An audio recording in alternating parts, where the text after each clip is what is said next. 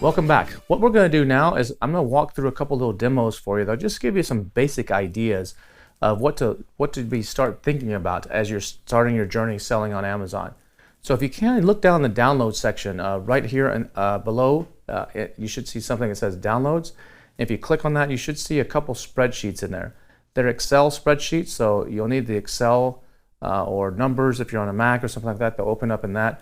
Or you can drag them over to Google Docs and Google Sheets, actually, if you need to open them there.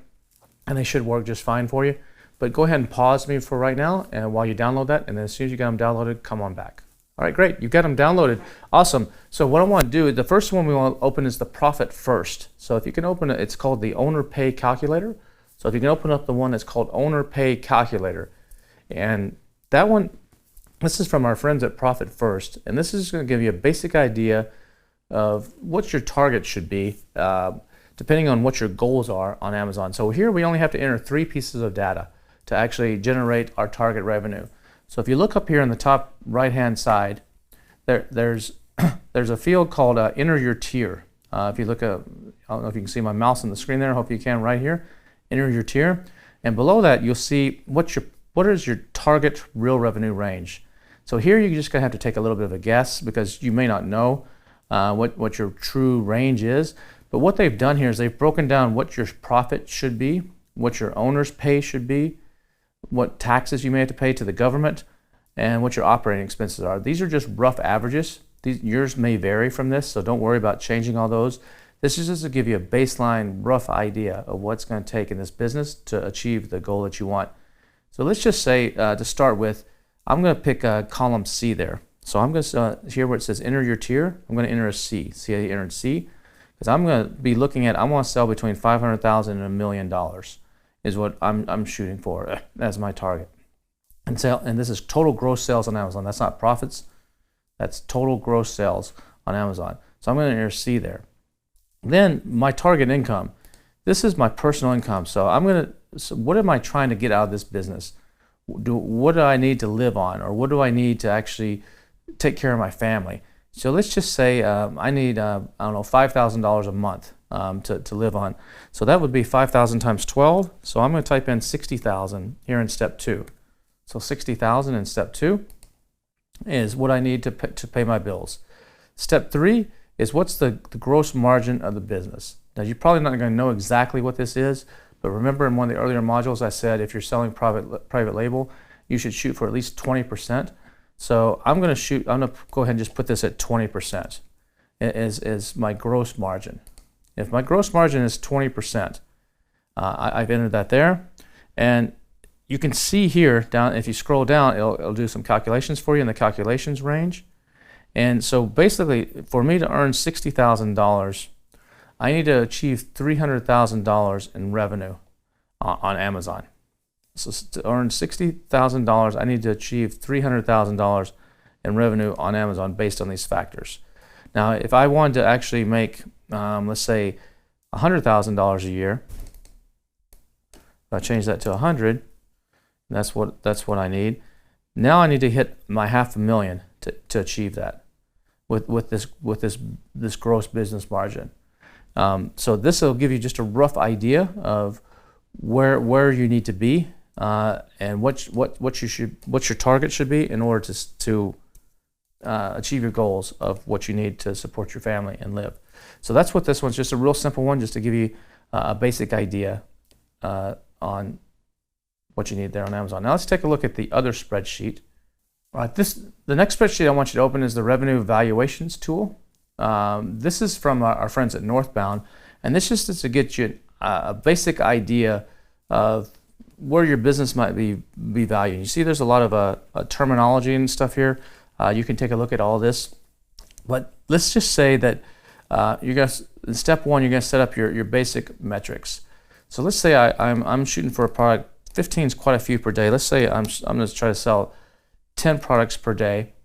And let's say that I'm going to have, hopefully over time, I'm going to have 5 different products. So let's say that I'm shooting for, remember I said $20 should be the minimum you should be selling for if at all possible.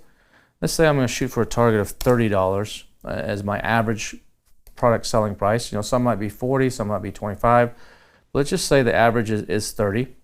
And my target annual revenue, let's say I'm trying to hit. So remember on the other spreadsheet, it was 500,000. So I entered 500,000 right here.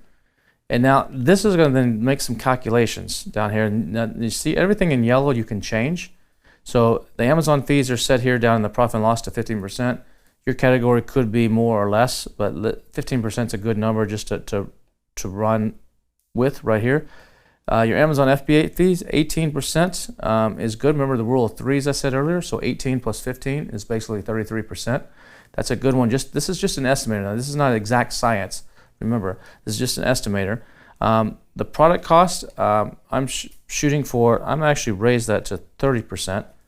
Because using the rule of threes, actually, if you want to be very specific, we'd say 33.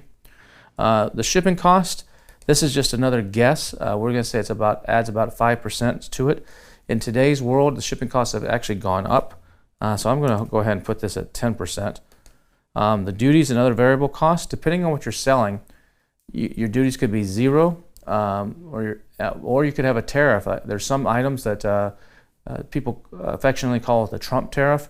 That's as high as 25%. So I'm going to go ahead and assume that my product has this 25% tariff and let's say a 2% duty. So I'm going to put it at 27%. As you can see here, if these were the metrics, I'm actually losing negative 3%. So this is not going to work for me. So I'm going to have to find a way to actually cut my costs. So my product cost, maybe I'm going to have to shave this back down to 20%. I'm going to have to do a better job instead of a 3x, I'm going to have to do a 5x on my product cost. If I can do that, then I can get a gross profit margin of around 10%. I can't do much about the Amazon fees. I could actually come up here and try to sell more units in step 1, or I could try to sell something that's a little bit higher price maybe to try to make up this. So maybe my target needs to be $40 items. If I do average selling price of $40, and then I scroll down and see my selling price here of 15, 18. So if I change my price to $40 here, and then I can scroll down, I can see that now I'm still at a 10% gross margin. I'm in a 5% contribution margin because I have advertising. So sponsored ads typically should be about 10% of your total sales. If you can get that lower, that's great. Now that's not ACoS. ACoS is something different. We'll talk about that later in another module. But if leaving it at 10% here, other paid medias like Facebook ads and so on, some other expenses, just random other expenses. Ad backs, this is like owner pay. This is something that's used when a company buys your business. Things that another company may not have to have the cost of, that they can incorporate that into what they're already doing. That's what an ad back is. We'll just leave that at 3% because that's kind of an industry standard. And then you can see here that the multiple is at 2.5. Depending on when you're watching this, right now multiples are at 3.5 to 5. So I'm just going to put this at a 3 just to be conservative. And you can see, let me change this other one over here to a 3 also. You can see here that this business is worthless because it's actually got negative cash flow and no one would even buy it. So I'm going to have to do something different. I'm going to have to sell more. Let's say if I sell 20 per day, will that change things? Nope, that doesn't fix any things either. That makes things even worse. So if I put this back to 10 per day, and I'm going to have to cut my costs somewhere. I'm going to have to, right here, this 27%, this is killing me. So you're going to have to find out before you, and this is a mistake a lot of people make, is they don't actually find out if there's a tariff. You can get this from what's called the HS codes. And so when you're talking to your supplier, we'll get into this in the shipping section in a lot more detail. They can give you a universal code that kind of classifies this item, and you can check with a freight forwarder, or there's a database you can go to online, and you can actually see what these codes are. So this is stuff for stuff coming out of China. So maybe I need to buy my product not from China, but from Vietnam or from India or somewhere else where I can get it for just a 2% duty instead of paying that 25% Trump tariff, which was implemented during the Trump presidency, and it's still Biden, as of the recording of this, is still active, and it may be still active when you're watching this. If it's not, that's great. But if by doing that, you can see it makes a huge difference in our business. We just knocked 25% of tariffs off, And now we have a business that's actually making money. It's got a decent gross profit, and the estimated value of this business is about $270,000 on the P&L here if we hit this target of $500,000. But that's a very low $500,000. Most of these aggregators don't want to buy it. They want to see you more up in, like, say, the $2 million range. So if I was able to get my sales up to $2 million, I can actually sell this for over $1 million.